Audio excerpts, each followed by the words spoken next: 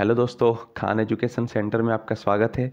आज हम लोग Jharkhand GK top 50 Jharkhand GK के बारे में बात करेंगे। ठीक है, ये आपका कोई भी एग्ज़ाम हो, जैसे झारखंड पुलिस हो, जेएसएससी हो, जेएसएससी का कोई भी एग्ज़ाम हो, सीजीएल हो या फिर क्लर्क का एग्ज़ाम हो, ये बहुत ही इंपॉर्टेंट है। तो चलिए हम इस टाइप का हम लोग जीके देखते हैं। टॉप 50 करके बहुत सारा वीडियो बनाया गया है। आप जाकर यूट्यूब के मेरे इस खान एजुकेशन सेंटर चैनल पर देख सकते हैं। तो अभी हम लोग इसको डीपली पढ़ेंगे। डीपली मतलब कि इसमें और हम एक्स्ट्रा भी बताने वाले हैं आपको। तो चलिए पहला जीके देखते हैं और इस हिसाब से हम इसमें क्या क्या एक्स्ट्रा जोड़ सकते हैं वो भी इस वीडियो में देखिए आप। ठीक है, तो जैसे झारखंड राज्य की स्थापना कब हुई, तो झारखंड राज्य की स्थापना 15 नवंबर 2000 ईस्वी को हुई। झारखंड राज्य की स्थापना 15 नवंबर 2000 ईस्वी को हुई। फिर अगला क्वेश्चन है कि स्थापना के आधार पर झारखंड का भारत के राज्यों में कितना क्रम है। तो स्थापना के आधार पर झारखंड का भारत के राज्यों में 28वां क्रम है। 2000 ईस्वी में 3 राज्य बना था, एक छत्तीसगढ़, एक उत्तराखंड और एक झारखंड। 3 राज्य बना था। तो 26वां, 27वां, 28वां, ये 3 ठो में प्रॉब्लम आपको रहता है। तो मतलब कि एक 26वां है, एक 27वां है, एक 28वां है। तो झारखंड जो है वो 26वां राज्य है। ठीक है, उसके बाद अगर बोलेंगे कि इसमें से ऑप्शन में आ जाएगा कि इससे पहले कौन सा अगर राज्य है, तो इससे पहले आपका 27वां जो है वो उत्तराखंड है और 26वां याद रखिएगा छत्तीसगढ़। 26वां राज्य छत्तीसगढ़। तो ये अगर आपको याद रहेगा 28वां, तो आपको पता ही है कि झारखंड है। तो जो 27वां बच गया वो उत्तराखंड होगा और 26वां राज्य कौन सा होगा, छत्तीसगढ़ हो। कैसे याद रखेंगे, तो 26 36 ऐसे करके एक ट्रिक बना लीजिएगा कि 26वां राज्य छत्तीसगढ़ है। ठीक है, और 28वां राज्य झारखंड है, 27वां कौन सा हो जाएगा, तो उत्तराखंड। ये तीनों राज्य एक साथ 2000 ईस्वी में बना था। ठीक है, आगे क्वेश्चन देखते हैं नेक्स्ट कि राज्य के रूप में स्थापित होने से पूर्व झारखंड किस नाम से जाना जाता था। तो राज्य के रूप में स्थापित होने से पहले झारखंड दक्षिण बिहार के नाम से जाना जाता था। ठीक है, तो दक्षिण बिहार के नाम से जाना जाता था। फिर है झारखंड में आदि मानव की उपस्थिति के आरंभिक साक्ष्य किससे संबंधित है। तो झारखंड में आदि मानव के आरंभिक साक्ष्य जो है वो पूरा पाषाण युग से संबंधित है। किससे संबंधित है, तो पूरा पाषाण युग से। झारखंड में ताम्र युग संस्कृति का केंद्र था कौन सा, मतलब झारखंड में जो तांबा का जो युग था उसमें ताम्र युग संस्कृति का केंद्र कौन सा था। तो झारखंड का एक जगह का नाम बताना है, तो वो आपका आंसर हो जाएगा सिंहभूम। बहुत सारा ऑप्शन रहेगा लेकिन सिंहभूम आप याद कर लीजिएगा। ठीक है, नेक्स्ट क्वेश्चन देखते हैं। झारखंड की सबसे प्राचीन जनजाति कौन सी है। तो झारखंड की ये बहुत इंपॉर्टेंट क्वेश्चन है कि सबसे प्राचीन, बहुत सारा झारखंड में जनजाति है लेकिन सबसे इंपॉर्टेंट है कि सबसे प्राचीन जनजाति कौन सी है, तो वो हो जाएगा असुर। ठीक है, झारखंड की सबसे प्राचीन जनजाति है असुर। अगला क्वेश्चन है कोरवा किस प्रकार की जनजाति है। तो कोरवा आदिम जनजाति है। ठीक है, नेक्स्ट क्वेश्चन है जैन धर्म के 23वें तीर्थकर का नाम क्या है। तो जैन धर्म के 23वें तीर्थकर का नाम पार्श्वनाथ है। ठीक है, जैन धर्म की स्थापना ऋषभदेव ने की, यानी कि पहले तीर्थकर जो हैं वो ऋषभदेव हैं। जैन धर्म के 23वें तीर्थकर जो है वो पार्श्वनाथ हैं और जैन धर्म के 24वें तीर्थकर जो हैं वो महावीर हैं। ठीक है, महावीर को जैन धर्म का 24वां और आखिरी तीर्थकर, 24 तीर्थकर होते जैन धर्म में, तो 24वां तीर्थकर जो है वो महावीर है। ठीक है, अगला जैन धर्म का तीर्थ स्थल झारखंड में किस स्थान पर है और क्या है, उसका नाम क्या है। तो जैन धर्म का जो तीर्थ स्थल है झारखंड में वो पारसनाथ की पहाड़ी है। ये पारसनाथ की पहाड़ी आपका गिरिडीह जिला में पड़ता है और ये जैन धर्म का सबसे महत्वपूर्ण तीर्थ स्थलों में से एक है। ठीक है, नेक्स्ट बात करते हैं झारखंड मौर्य साम्राज्य में किस प्रदेश का हिस्सा था। मतलब कि जब मौर्य साम्राज्य था तो मौर्य साम्राज्य के अंदर जो झारखंड का हिस्सा था वो मौर्य साम्राज्य का बहुत सारा राज्य होगा, तो उस स्टेट में किस में ये पड़ता था, तो ये अटाविक में पड़ता था। ठीक है, अटाविक में पड़ता था। ठीक है, कौटिल्य के ग्रंथ अर्थशास्त्र में झारखंड का नाम क्या मिलता है। तो देखिए कौटिल्य, चाणक्य या विष्णुगुप्त, ये तीनों एक ही नाम है और ये चंद्रगुप्त मौर्य के महामंत्री रहे हैं और घनानंद के आखिरी जो राजा है नंद वंश के जो आखिरी राजा है घनानंद, इसको हराकर मौर्य वंश की स्थापना करने में इनकी बहुत बड़ी भूमिका थी कौटिल्य की। ठीक है। और ये कौटिल्य जो है और चंद्रगुप्त मौर्य के गुरु भी रहे हैं। तो इन्होंने एक बुक लिखा जिसका नाम अर्थशास्त्र है, ये आपको पता है। तो अर्थशास्त्र में इन्होंने झारखंड को भी लिखा कि झारखंड अर्थशास्त्र में अपना अर्थशास्त्र, ये बुक का नाम है अर्थशास्त्र, ठीक है। तो इस बुक में झारखंड का किस नाम से उन्होंने दर्शाया, तो कुकुट देश कहा। झारखंड को क्या कहा, कुकुट देश कहा, ठीक है। फिर है कि झारखंड भारत के ब्लैंक भाग में स्थित है, तो उत्तर पूर्वी भारत में स्थित है। भारत के उत्तर पूर्वी भाग में झारखंड स्थित है। अगला क्वेश्चन है कि क्षेत्रफल की दृष्टि से भारत में झारखंड का स्थान कितना है, तो क्षेत्रफल की दृष्टि से भारत में झारखंड का स्थान 15वां है, ठीक है। नेक्स्ट है कि झारखंड जनसंख्या की दृष्टि से भारत में स्थान कितना है, तो झारखंड का जनसंख्या की दृष्टि से भारत में स्थान 13वां है, ठीक है। जनसंख्या के हिसाब से 13वां है, याद रखिएगा, और क्षेत्रफल के हिसाब से 15वां है।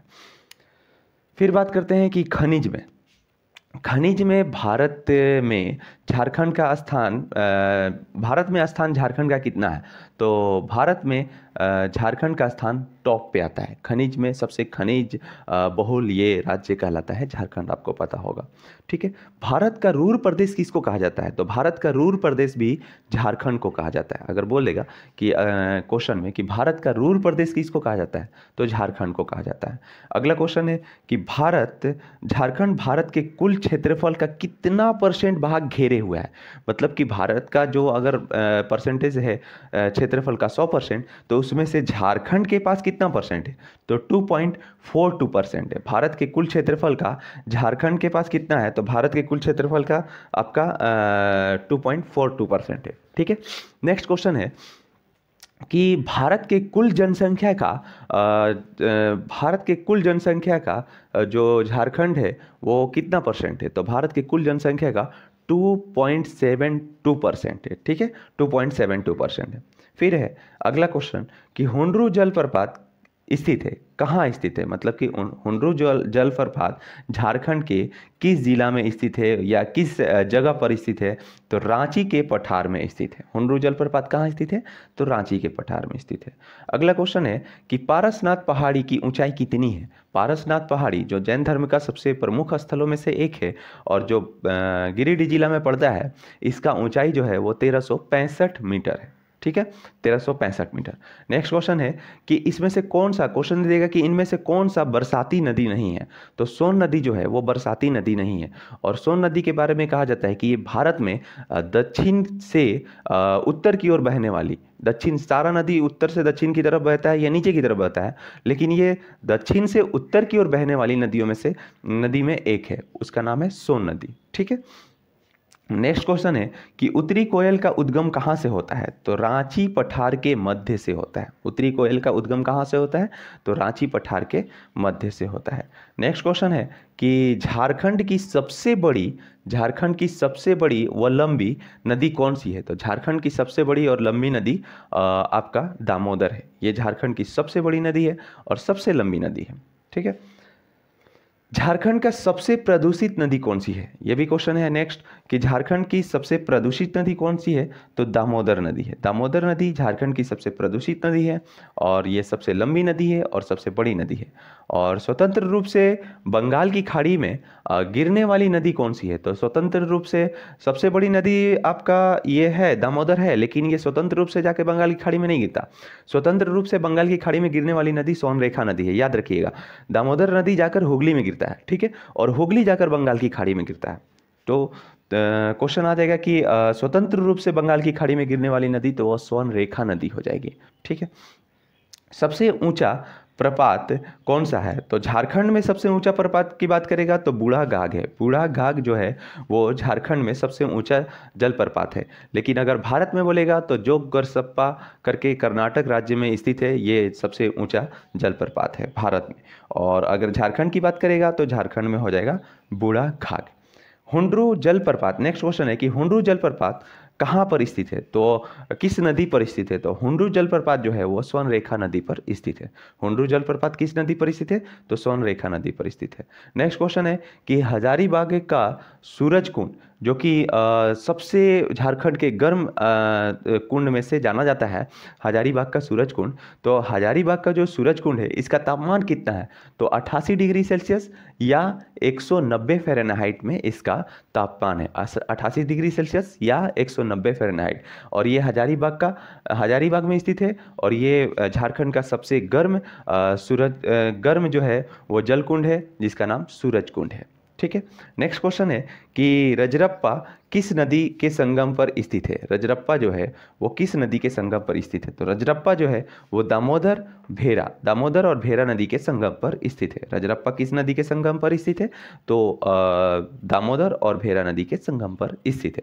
नेक्स्ट क्वेश्चन है कि जनसंख्या की दृष्टि से सबसे बड़ा जिला झारखंड का कौन सा है। तो जनसंख्या की दृष्टि की बात करेगा तो जनसंख्या में सबसे बड़ा जिला रांची हो जाएगा और सबसे छोटा की बात करेगा तो ये लोहरदगा हो जाएगा। ठीक है, तो जनसंख्या की दृष्टि से सबसे बड़ा जिला झारखंड का रांची है और सबसे छोटा जिला वो है लोहरदगा। ठीक है, अगला क्वेश्चन है कि जनसंख्या घनत्व कितना है झारखंड का जनसंख्या घनत्व कितना है। जैसे कि भारत का जनसंख्या घनत्व 382 है, तो उसी तरह से झारखंड का जनसंख्या घनत्व कितना है, तो 414 किलोमीटर पर स्क्वायर के हिसाब से है। 414 याद रखिएगा, 414।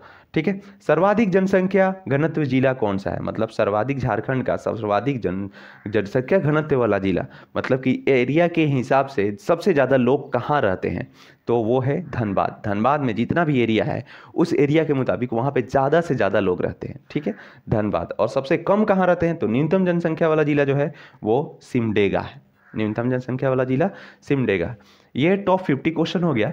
और इसी तरह से आपका टॉप 50 करके बहुत सारा वीडियो आपको मिल जाएगा इस चैनल पर, तो वहाँ पर जाकर आप झारखंड जीके का इस टाइप का वीडियो अच्छा से पढ़ सकते हैं और अच्छे से एग्ज़ाम की तैयारी कर सकते हैं। जब तक एग्ज़ाम का डेट नहीं आता या फिर एग्ज़ाम का एडमिट कार्ड नहीं आता तब तक आप खूब बढ़िया से सब सारा जीके को पढ़िए और एग्ज़ाम निकालने की कोशिश करिए। धन्यवाद।